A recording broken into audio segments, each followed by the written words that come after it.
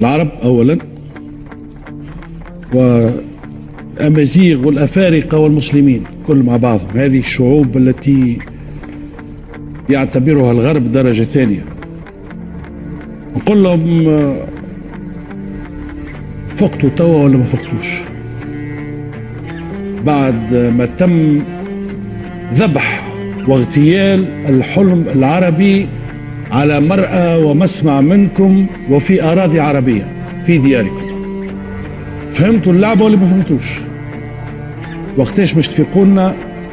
وقتاش مش تعرفوا أنه هالتعامل، ما نقولش التعاون، مع الغرب ما هو إلا مسرحية يفتعلها هؤلاء من أجل مصالحهم.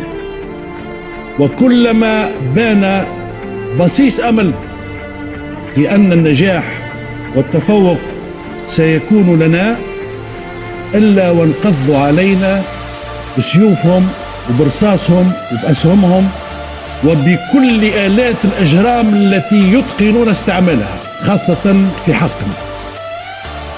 نقول لهم إلى متى مش تقعدوا قابلين بالإهانات هذه؟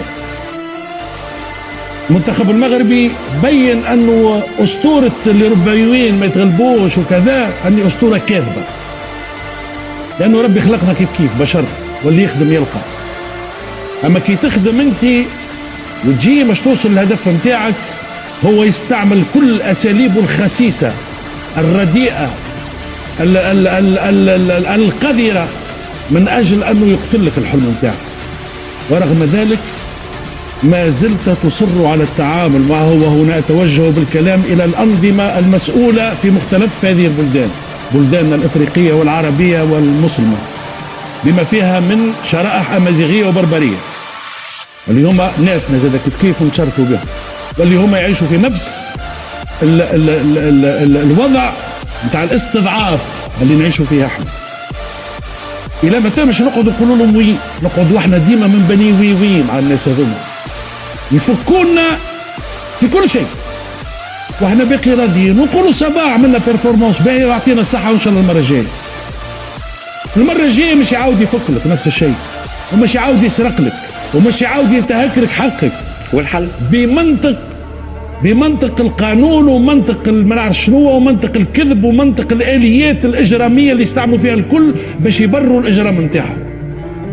اللي صار في ماتش المغرب وفرنسا، هي مش فرنسا، اللي صار في ماتش المغرب وأفريقيا التي تمثل فرنسا، خاطرهم ما عندهمش باش يمثلوا رواحهم، هما ياخذوا من عندنا في كل ما هو ماتير بريمير ياخذوا فيه ويحولوه ويستعملوا فيه باش يبنيوا نجاحات وهمية ينسبوها لأنفسهم. لهيك وانا المنتخب المغربي 80% افارقه وفيهم حتى مغربي، قندوزي مغربي اوكي. الور ما عندهمش هم، هو ايش يعمل؟ يجي يفك لك ويحول ويتاجر بيك، واحنا باقي نتفرجوا بسبب سلبيه مسؤولين في بلداننا، بسبب قبولهم بان يكونوا اوصياء لفائده هؤلاء المجرمين.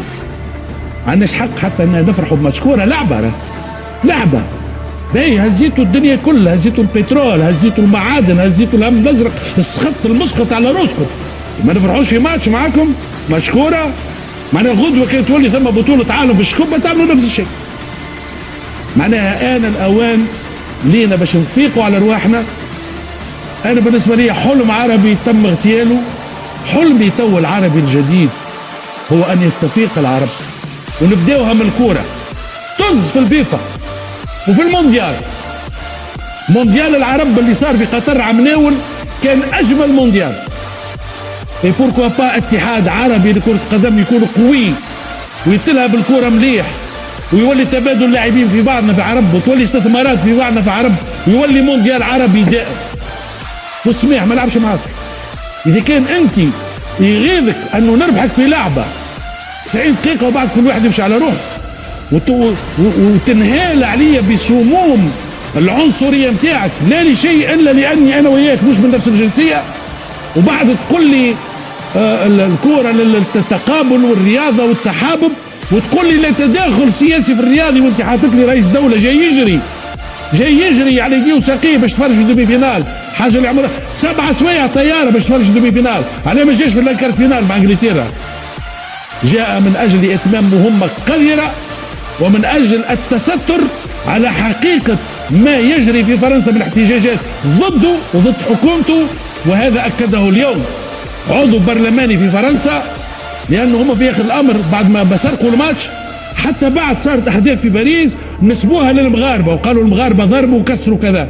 اليوم فضحهم برلماني حر بالبرلمان الفرنساوي واعطاه بالرقم، قال على 117 موقوف بعد الأحداث 3/4 فرنسيس.